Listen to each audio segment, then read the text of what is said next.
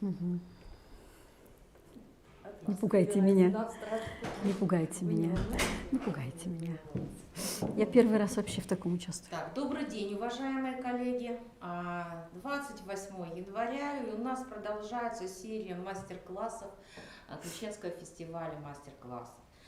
И, как я уже говорила при анонсировании мероприятий, сейчас нам мастер-класс будет проводить Рогова Людмила Евгеньевна. Она является учителем музыки Сыктывкарской средней общеобразовательной школы номер 26. И она проведет свой вариант мастер-класса. У нас до этого были художники, и они свои методы приема показывали. Сейчас нам свои методы приема покажет учитель музыки. И мне очень приятно видеть учителей общеобразовательной школы на нашем фестивале, потому что обычно у нас педагоги доп. Образования принимают участие, обычно принимают участие преподаватели детских художественных школ. И очень рада, что общеобразовательные школы тоже начали поддерживать наш фестиваль. И как всегда, мы ждем ваших комментариев, ваших отзывов, ваших предложений в нашей группе ВКонтакте «Крещенский фестиваль мастер-класс» в группе ВКонтакте.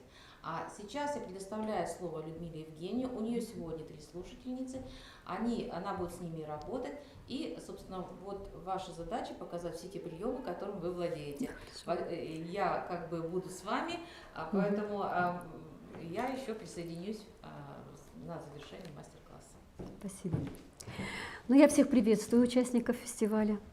Тема, которую я взяла, это изображение классической музыки в линиях, в цвете, с использованием метода музыкальной графики. Но, наверное, не секрет, что на сегодня классическая музыка немножко отодвинулась на более задний план. Дети больше слушают музыку, это современную поп-музыку. И, конечно, вот этот низкий культурный уровень, он сказывается и на воспитательной стороне. И поэтому, конечно, я стала искать какие-то другие приемы, методы на уроке, чтобы заинтересовать детей.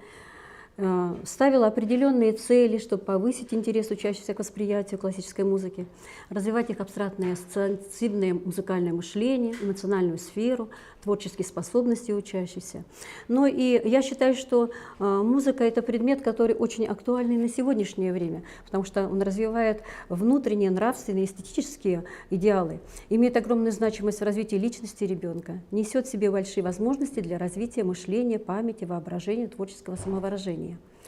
Я предположила, что если я буду использовать метод музыкальной графики, то, возможно, это поможет снять какой-то психологический барьер перед классической музыкой, улучшит музыкальную память у детей, восприятие музыки, повысит мотивацию к предмету, уровень учебной компетенции, будет развивать творческое, ассоциативное мышление и, как следствие, возрастет качество обучения. Поэтому я к своему удивлению, не удивлению, провела небольшой такой эксперимент. Но в этом помогли мне дети. На уроке музыки я предложила им взять с собой карандаши и на определение музыки настроения, чтобы они просто заштриховали листок, который я им дала для работы, каким-то цветом, который у них вызовет эта музыка. Дети настолько откликнулись хорошо, что рисунки получились очень эмоциональные и яркие. Но я так подумала, что, наверное, что-то это, не я же это открыла, значит, это где-то есть, и, наверное, придется обратиться куда-то. Тогда я решила посмотреть работы Казанского государственного педагогического университета, и там как раз проводили эксперимент Ирина Леонидовна Ванечкина и кандидат педагогических наук Ирина Анатольевна Трофимова, которые были представлены в статье Трофимовой. Эксперимент был проведен с целью выявления цветного слуха. Они брали ассоциации такие, как гласная буква «цвет», месяц «цвет», чувство «цвет», цифры «цвет», тембр «цвет». Но я решила тоже провести свой эксперимент в классе, и поэтому начала со следующего. Я предложила ребятам поиграть в игру ассоциаций. Я сейчас с вами играю. Я называю вам ассоциации, а вы поднимаете тот цвет карандаша, который вы считаете больше подходит к этим эмоциям. Вы готовы? Ассоциации. Я называю вам, а вы поднимаете тот цвет карандаша, который вы считаете подходит. Радость. Поднимите тот цвет карандаша, который вы считаете доставляет вам радость. Спасибо. Печаль. Мгм.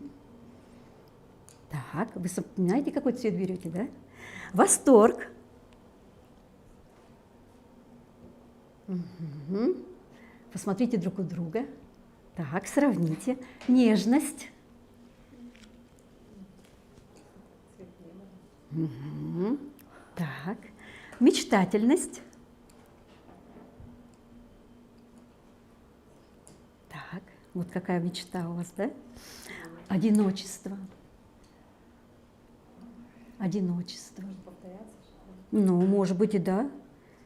Одиночество. Мгм. Ну, такой цвет, да? Любовь. Любовь.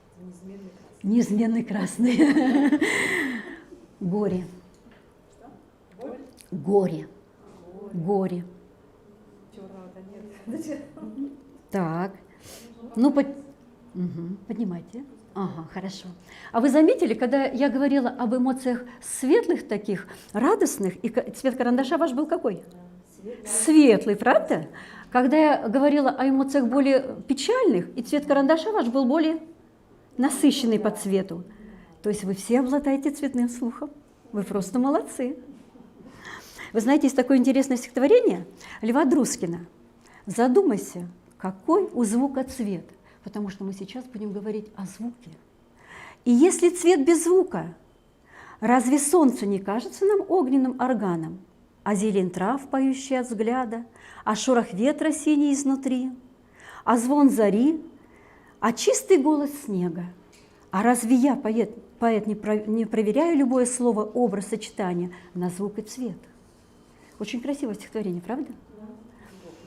А вот немецкий эстетик Ванкенродер говорил об ассоциациях звука и цвета. В зеркале звуков человеческое сердце познает себя. Именно благодаря им мы научаемся чувствовать чувства. И мы сейчас переходим с вами к тому, что будем чувствовать. Мы сейчас послушаем с вами музыкальное произведение. Слушайтесь очень внимательно и попробуйте сравнить звуки музыки с красками в живописи. И какой цвет у вас вызовет эта краска, эта музыка. Какой цвет, да. А вы слушаете, мы не говорим ничего названия. Если я скажу название, значит, вы легко определите. Так ведь?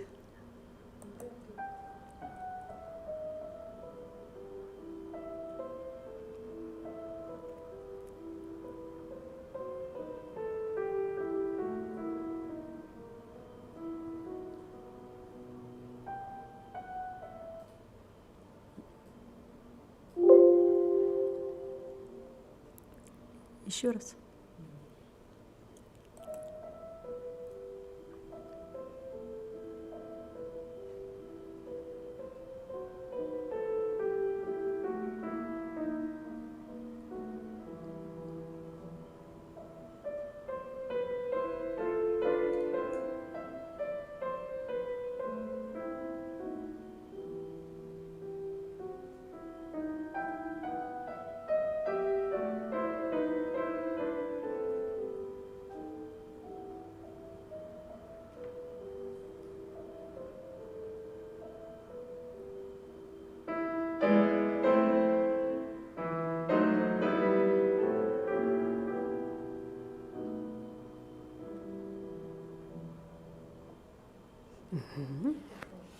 Вот какой цвет у вас вызовет эта музыка? Ну, поднимайте карандашики ваши. Так. Угу. Может быть, даже так? Угу. Возможно. А что является душой музыки? Как вы думаете? Мелодия, конечно. Так вот, сейчас мы с вами будем ее рисовать. Но прежде чем начнем рисовать, давайте вспомним, куда может двигаться мелодия. Нет, вообще мелодия, как она может двигаться? Вверх. Так, она может статично идти, она может расширяться, она может двигаться вверх, она может спускаться вниз, она может кругами завиваться, совершенно верно. Она может быть очень плавной, да? Она может быть скачкообразной. Так ведь? Она может звучать где? высоко, да, высоко и светло. Она может звучать в среднем регистре, более томно, да. Она может звучать в низком регистре. Она может звучать радостно в мажоре. Она может звучать грустно в миноре. Угу. Она может начинаться одиноко одна, а потом добавляться голоса и расширяться. Так ведь? То есть музыка, мелодия может звучать по-разному. И теперь мы предоставим сердечку своему право. Мы возьмем с вами карандашик простой. Угу. И как вы думаете, где ваша мелодия будет начинаться на вашем листочке? Не слышат мелодии, просто... Вот нет, сначала мы с вами говорим, обсуждаем, да? Где она может начинаться? Вот ваш листочек, да? Это ваша музыка, которая потом появится. Где же может начинаться ваша мелодия? На любом месте листа она может начинаться. А если музыка начинается, значит, начинается она сначала. Хорошо, слева направо также, да? А где она может начинаться? Вверху, в серединочке, внизу. Вот если мы начнем с вами рисовать сверху листочка, у нас мелодия может, она должна вниз тогда только всегда идти. А может она подниматься и наверх? Тогда мы где будем рисовать с вами? Совсем внизу. А как мы в нижнюю тогда мелодию захватим? Тогда серединочку, конечно, листочка. Мы в серединочку листочка ставим карандашик с вами. Поставили карандашик простой. А с какого? С краю, да, ведь? С краю листочка поставили, не в середину, а с краю. А как вы будете рисовать? Вам потом места не хватит. У вас листочек закончится, а мелодия будет идти? У меня она будет расширяться. Ну вот как, послушаем, какая. Эта же музыка будет звучать. Конечно, да, мы об этой музыке говорим с вами. Ну давайте поставим карандашик. Угу. Так, а теперь нужно вам глаза закрыть. И будем мы слушать с вами сердечком нашим и нашими ушами. И доверимся только своей руке. И если мелодия поднимается наверх, карандашик ваш поднимается наверх. Если мелодия спускается вниз, карандашик идет вниз. И только следом, и карандашик не останавливается. Он постоянно движется у нас вместе с мелодией. Мы рисуем вам с вами мелодию этого произведения. Плавная линия или как нейрографическая? Вот вы слышите мелодию, что она поднимается наверх, и ваша рука поднимается наверх. Вы доверьтесь этой мелодии. Хорошо? Пробуем? Можно я все-таки середину? Но вы попробуйте, если у вас получится. Рассказ начинается сначала и движется дальше. Ну, давайте попробуем. Вы готовы? Поставили карандашик свой, глаза закрыли, и рука ваша двигается с музыкой. Карандаш пошел.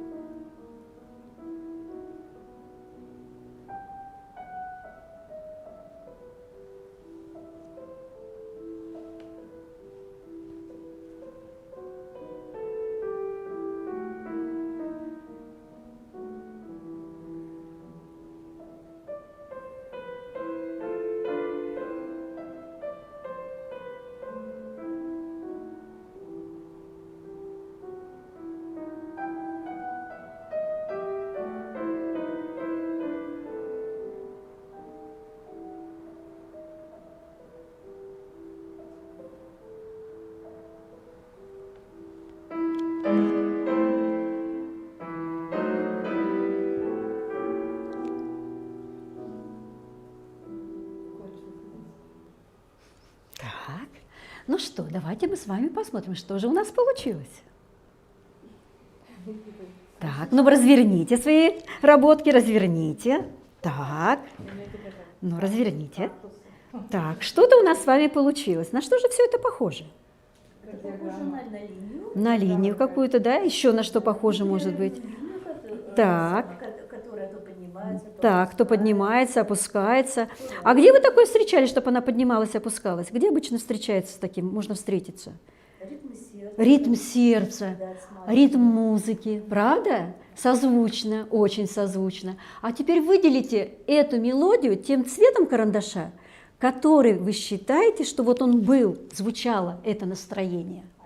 Вы отделяли, выделяли карандашики, которые брали, помните? Вы говорили, какой карандаш у вас, какой цвет. А можете даже взять уже кисточку и тот цвет взять краски, который, да, он будет поярче у вас. И эта линия, она будет главная ваша линия вашего произведения. Сама линия, самая главная мелодия. Почему разными цветами? Вы какой цвет услышали? Какой цвет вы услышали в этой мелодии? Тот и выберите. Угу. Красками. Вы ее полностью вводите, эту мелодию, как она звучала. Да. Так, чтобы она ярко была видна, потому что дальше будем работать с вами. И как ваша мелодия идет, как вы ее рисовали, вы ее так старайтесь, чтобы она у вас была.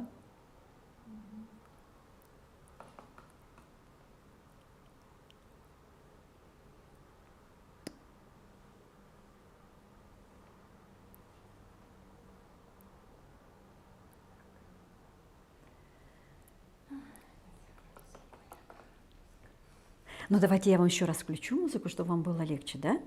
Давайте мы еще раз прослушаем, чтобы она...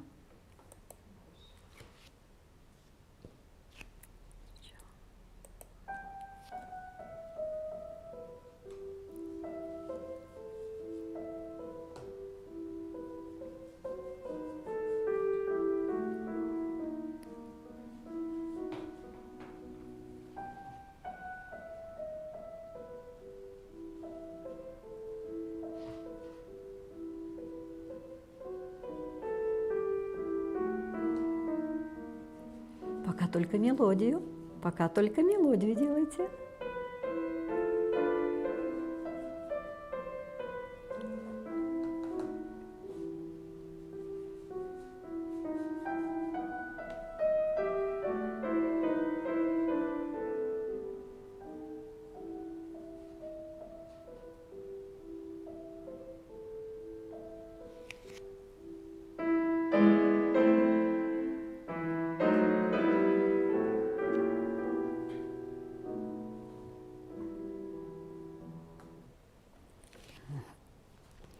Обвели эту мелодию яркую, да? Посмотрели на свое на то, что вы создали, да, вашу мелодию. А вот теперь нужно будет дорисовать. Но мелодия, она главная. Вот то настроение, тот образ, который возникает, слушая эту музыку. Дорисуйте его экспрессивно. С помощью каракуль, клякс, линий, точек, пятен, отпечатков. Но самое главное, что лист у вас должен быть полностью закрашен. Так, мы слушаем еще раз музыку и дорисовываем. Угу. Что из этого у вас может получиться? Может получиться картина, может быть. Самое главное, чтобы вы чувствовали те интонации музыки, которые звучат. Всегда ли она одинаково звучит, эта музыка? Может, где-то что-то у вас появится и другое в этой картине? Прислушайтесь внимательно.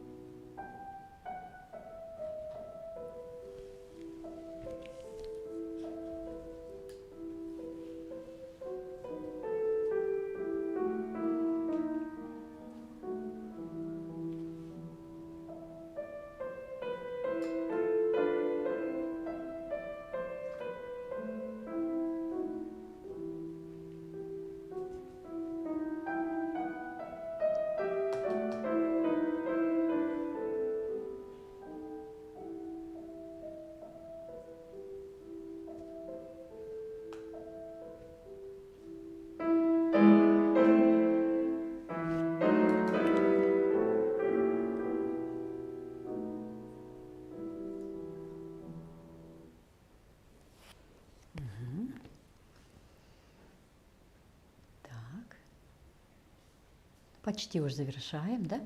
Угу. Самое главное, чтобы линия вашей мелодии, она не потерялась в вашем рисунке. Линия мелодии должна быть яркая.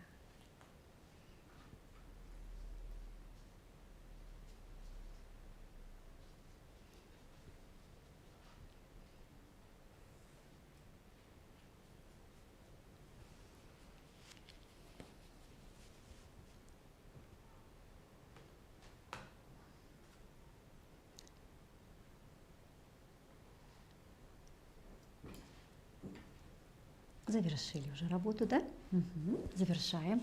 Теперь постарайтесь подумать, как бы вы назвали эту музыку и вашу картину.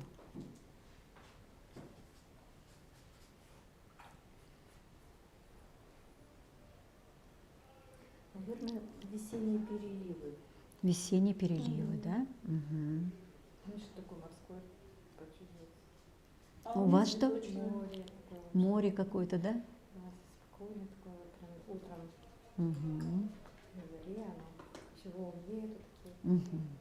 То есть музыка от начала до конца была спокойная. Мгм. Птички там что-нибудь. Так. Мгм. И что еще? Так. Ну, последнее еще ждем. Название картины. У меня какое-то весеннее настроение. Это весна, да, для вас? Для меня весна. Мгм. Я уже почти закончила. Ну, я вижу. Давайте повернем свои ваши работы, разверните их. Так. Ну, немножко подтекает, конечно, да, чуть-чуть. Мгм. Ну, давайте повернем. Мгм. Ну, а теперь, наверное, осталось сказать только композитора и название произведения, да? Да. Что же композитор такой интересно задумал? И что получилось у нас? Композитор Франц Шуберт называет свое произведение «Первая утрата». Утрата. Так. А вот посмотрите, Ира, почему вот вы, например, в конце своего листочка, вот как на картине, да, с правой стороны, вы добавили краску более насыщенную? Вот почему? В общем, вроде бы мелодия все время одинаково звучала, Мгм. вот, а в конце пошли какие-то такие очень звонкие, яркие такие. Ну, более низкие, наверное, звуки Да, пошли, да, более резкие да, звуки да. пошли. И хотелось добавить немножко краски другой. Вот совершенно верно, вы заметили, да. Немножко вот эти изменения, они, наверное, больше сказали о том, что вот что-то вот там потерялось, какая-то утрата все-таки есть. Так, ну хорошо, но все-таки это наше первое с вами творчество, да, первое творчество наше. Время у нас еще есть, нет? Или мы дальше к завершению будем идти? Надо заканчивать. Тогда я вам немножко покажу. Вот, например, ребята рисовали океан, море синее.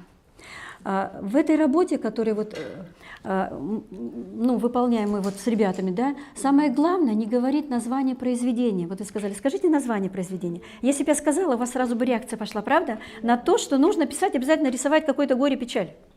Вот. А это ребята сами слушают музыку, они определяют настроение грусти, печали. Вот это океан, море синее, вот они такими его видят. Ну, это еще психологический настрой на восприятие самой музыки, потому что я, например, пришла на позитиве. Ну, все понятно, да, надо перестроиться было, да, да. Ну вот вам первая утрата, которую дети рисовали. Тоже не знаю, что это утрата. Нет, нет, я не говорю название произведения. Вот видите, посмотрите, да, что-то такое вот синее, больше цвета синего, зеленоватого, и темное пятно, это вот, смотрите, опять же, темное пятно, которое внизу можно заметить. Да. Кстати, я тоже, например, несмотря на это, тоже здесь мазнула. Ну да, вот почему-то так хотелось, правда? Так что вы почувствовали это уже хорошо. Ну и, например, вот вальс Шумана, когда слушали, то есть они сразу определили, что это жанр, что это танец, и им захотелось вот эти фигурки какие-то, ну музыка, потому что так заставила вверх подняться и вниз спуститься. И когда попросила дорисовать, у них получились вот такие танцевальные фигурки.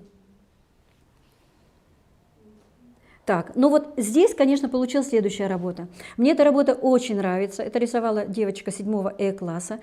Я им дала домашним заданием нарисовать картину по произведению, уже сказала, «Лес» Александра Глазунова. Но потому что это было домашним заданием. На уроке такую работу сделать, это быстро не сделаешь, сами представляете себе, да? Поэтому вот тема леса, она уже сразу видна, правда? Но я попросила нарисовать именно в красках. Посмотрите, как ребенок почувствовал. Там на самом деле в лес заходишь, ты ощущаешь вот все чудища, которые появиться могут в лесу в этом. Он таинственный. И вот это таинство, она очень хорошо передала вот этой картине. Но я вот захватила еще одну картину 7 класса. Вот в этом году девочка рисовала. Но тоже так же пришлось вот это произведение дать именно дома рисовать. То есть, посмотрите, вот это страшный лес, темный лес, вот это ощущение темной краски у детей очень хорошо развито. Поэтому вот я считаю, что в данном случае вот название произведения, но без названия произведения ребята тоже работают. И они могут определить вот эти настроения, чувства, вот эти, связь вот этого краски и с эмоциями. Так что я считаю, что вот этот метод, он очень даже, мне самой очень нравится им пользоваться. Да. Ну что я могу сказать? Я для себя очень многое тоже подчеркнула. Потому что обычно слушаешь музыку и не всегда знаешь название произведения. Вот. И поэтому, конечно, вот эти ритмические составляющие, они у каждого человека внутри не совпадают. Потому что не может быть, чтобы мы по-разному воспринимали, собственно, систему звуковых, музыкальных нот. Потому что это одна, скажем так, одна природа у звука, музыки и у цвета. Вот. И поэтому я бы, конечно, рекомендовала пробовать вот такие упражнения, и, собственно, наверное, как и упражнения, и как, собственно, прослушивание музыкального фрагмента. И я хочу Людмилу Евгеньевну поблагодарить за такой труд и желание все-таки оформить вот этот эксперимент, этот материал. Я думаю, что мы найдем возможность опубликовать материалы, вот эти рекомендации у Людмилы Евгеньевны. То есть это не только просто мастер-класс, то есть здесь написана хорошая статья, очень грамотная, хорошая статья. Поэтому вы следите за нашими публикациями, потому что мы с Людмилой Евгеньевной эту статью опубликуем. Большое спасибо. Большое спасибо вам, слушатели. Я думаю, еще раз можно показать то, что у вас получилось. Да, Ваши можно теперь уже музыкальные подсохло. фрагменты. Да, ваши. Вот И видите? работу можно дорисовать, я так понимаю, уже по названному произведению. Да, там вы уже, можете взять да. или цветные карандаши и краски, и, собственно, работу завершить. Но мы для наших гостей ее, собственно, эту вариант работы завершать пока не будем. Мы покажем только то, что нам Людмила Евгеньевна продемонстрировала. Спасибо большое. Трансляцию мы по этому мастер-классу завершаем. И сегодня у нас в 4 часа еще встреча с преподавателями колледжа искусств. Приглашаем еще раз к трансляции. Все, до встречи. Спасибо.